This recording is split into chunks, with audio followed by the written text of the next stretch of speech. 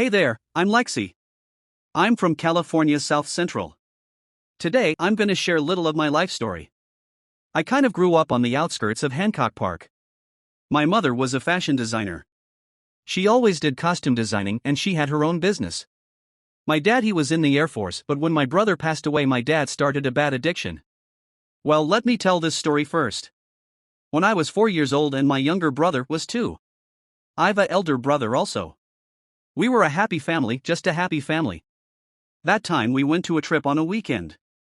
We passed there ample of happy moment. I heard my mother was telling to my dad, I've husband who love me a lot, I've kids. It seems I'm complete now. Then my dad hugged my mom and said, haha, I'm also feeling complete. The next day, when we went to a park, suddenly my younger brother fell and hit his head at the bottom of the pool. We took him to the hospital as soon as possible. We hoped that maybe he had to suffer, but he will be fine soon. Unfortunately, a hospital gave him an adult medication which ultimately made his lungs collapse. Situation was critical. All of my family members got scared but still didn't lose hope. We were praying non-stop.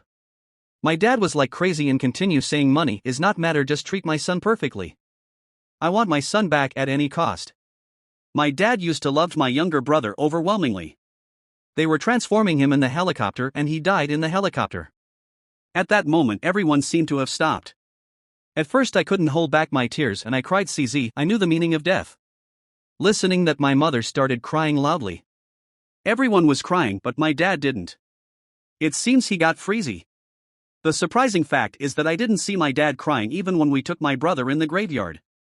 But then he got addicted by drugs. He started misbehave with my mom, just like my mom is responsible for this incident. One time my mom couldn't tolerate anymore and leave the house with me.